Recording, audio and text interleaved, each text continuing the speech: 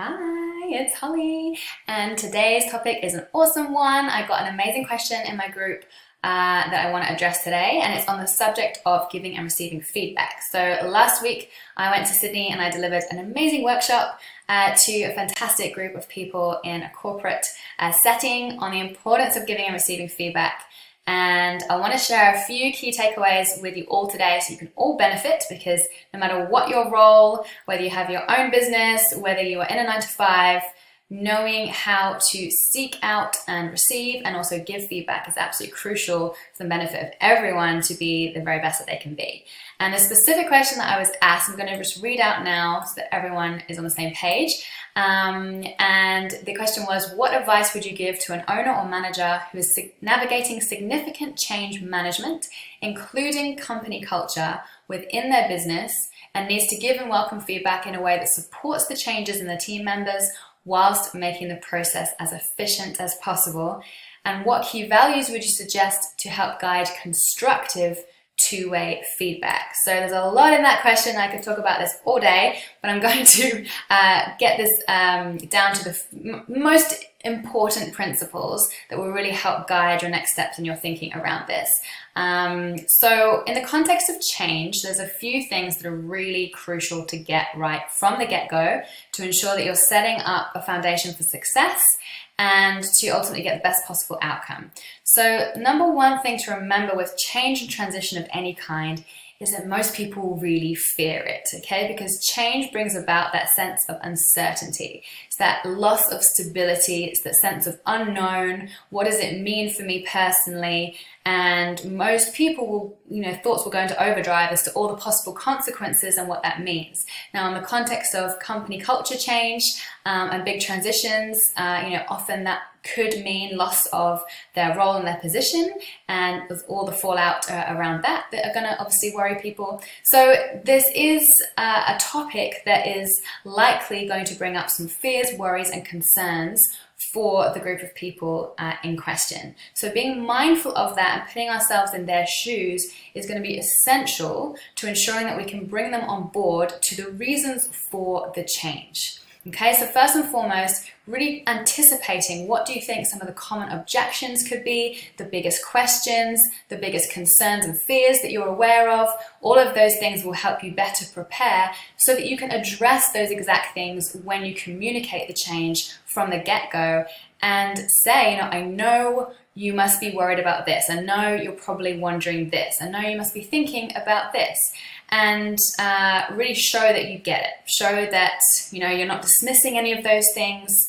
You're fully aware and you're acknowledging them, and that you're there to support them through those next steps, whatever the outcome may end up being. So that's number one, really showing that sense of compassion and sensitivity, of course, to this, and ensuring that we're putting ourselves in a position where we are open to support them in any way, shape, or form that is going to work best for them. Second thing is the communication. The communication is absolutely key, and that starts with communicating, as I just mentioned, the reasons for the change and bringing them on the journey with you, okay? So not kind of skimming over steps or being vague or broad stroke with what the changes actually mean, but really specifically, what is the vision, okay? Because we don't just create company culture changes for no reason, okay? There's a lot of work involved, there can be fallout involved. So there's obviously a really good, valuable reason and impact for doing that, and that's what needs to be communicated. So here what's super important is to consider the shared vision. What does everyone want? Ultimately, everyone wants a more successful organization, right? Because a more successful organization is going to be a more profitable organization. They're going to have more resources. There's going to be more opportunities. So for everyone involved, that's a massive win-win. So you always want to bring the changes back to the context of those win-win objectives and the shared vision that everyone can relate to, so that they can understand, why are we bothering to do this? Why are we going through all of this uncertainty? Ultimately, it's for a better outcome.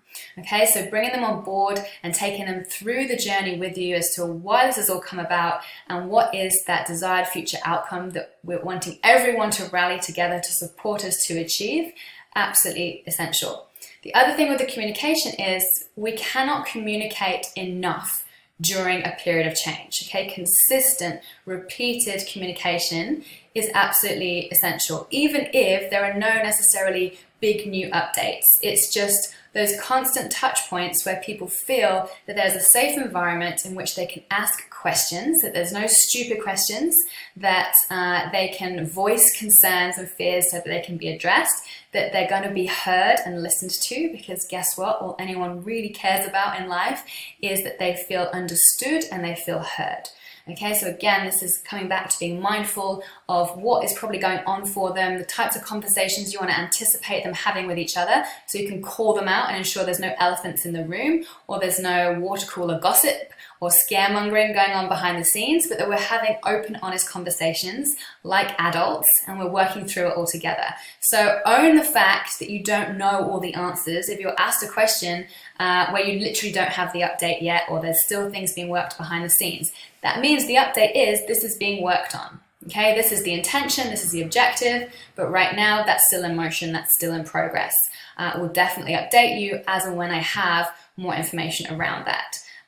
So creating environments where people can come together to ask those questions or submit questions in a different way if they don't feel confident with voicing them in front of others.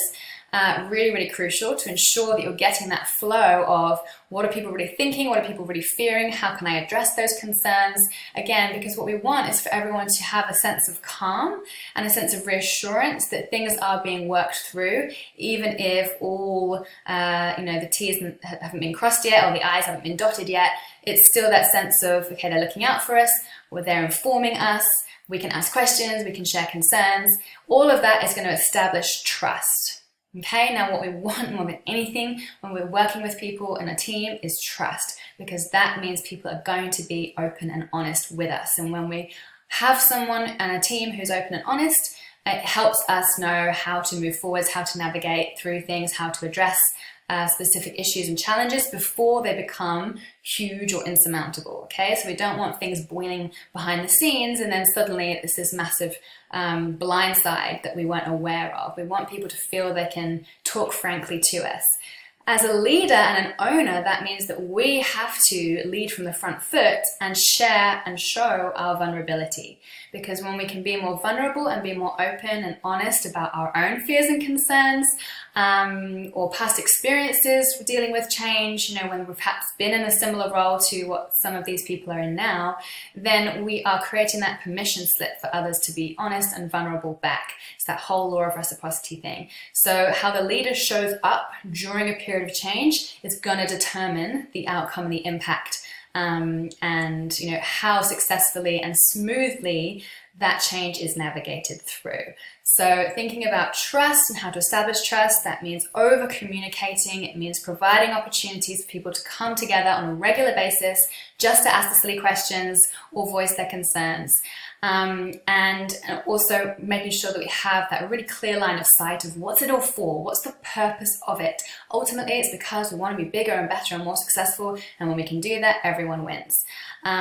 So that piece really, really key. And then in terms of the values, so what key values guide constructive feedback? So it's really important to recognize the difference between feedback versus praise and versus criticism. So feedback by its very nature is constructive. The reason that we seek feedback, the reason we give feedback is to increase someone's levels of self-awareness. It's to ensure that the way in which they think they're coming across and being perceived is actually the way they're coming across and being perceived. And if not, if there's actually a little bit of a disconnect and a gap between how they think they're performing and showing up and the impact and the observations and the reality of others, then it's giving them an opportunity to address and close those gaps. So we all need feedback because we all have blind spots, and the only way to increase our levels of self-awareness is through self-reflection or through feedback. Okay, so the purpose of it is wholly positive and wholly constructive, because when we know what our blind spots are, when we know where we could improve or grow or change a behavior to enable a better outcome, then we're all going to be more better equipped to tap into our full potential as a result. So giving constructive feedback, sometimes there's going to be things that are working well and we want someone to continue that behavior. So we want to share something that they are doing well with the message of keep it up. Equally, if there's a behavior that we recognize needs to stop or start or change, then we want to give that feedback back too. But in both cases, it has to be constructive. Praise is simply someone saying, doing a great job, really well done, that presentation was excellent, and that's always going to feel good. Praise has its role, it has its purpose, it boosts confidence, it boosts morale, we love to hear it, it definitely has its place. But praise alone isn't going to enable someone to really recognize what is it within their specific behaviors that's making the difference to get that favorable feedback. So they're not going to learn anything of value through it. It's the same with criticism.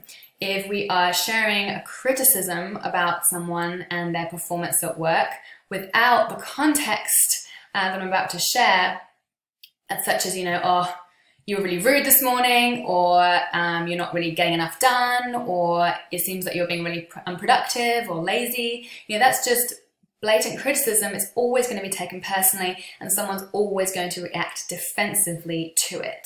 Again, they're not learning anything from it, except that maybe their boss is a bit of a shithead for saying it. So the way that we approach something constructively is by using a really simple model, and you can Google this model. It's an acronym, SBI, and that stands for situation. So what was the context of the feedback that you're giving?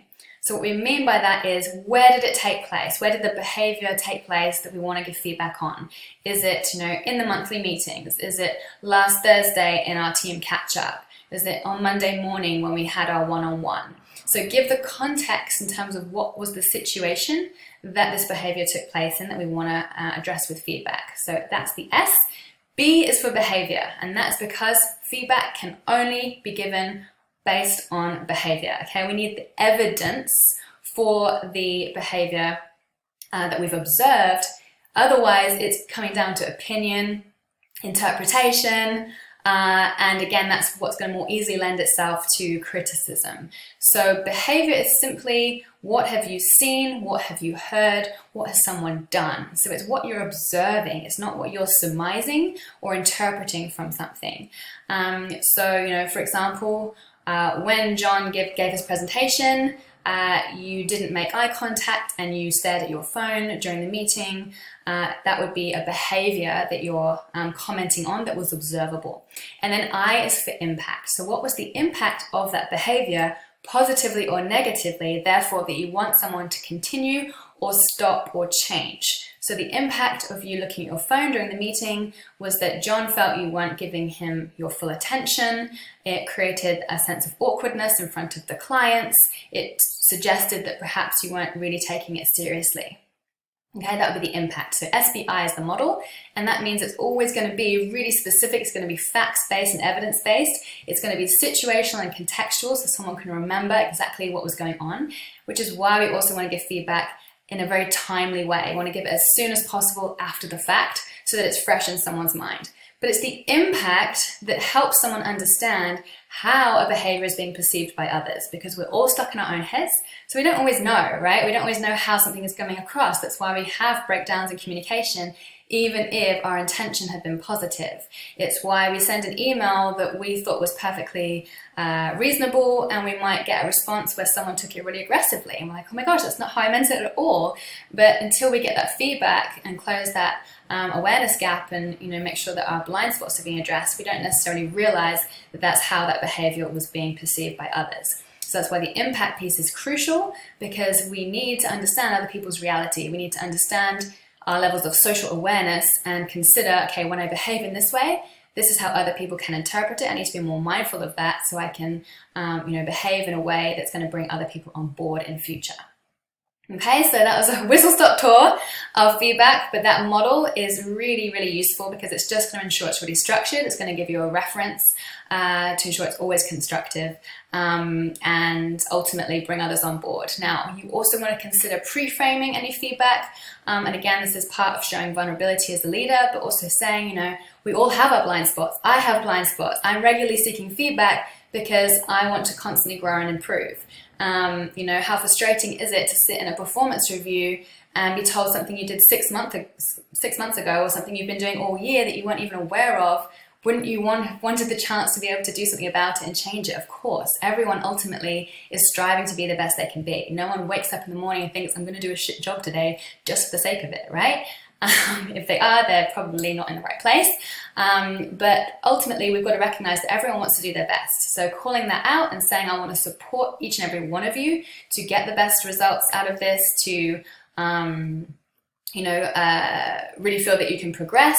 And that's why I'm going to be giving regular feedback. That's really going to help, again, bring people on board to the concept of having more open feedback conversations when they recognize, again, the win-win and what's in it for them as a result. So I would love to hear your takeaways on that. I hope I've sufficiently answered that question and given you some food for thought and some perspective that you can take away. Please let me know your comments below. And I look forward to hearing more questions so I can support you moving forwards. Bye for now.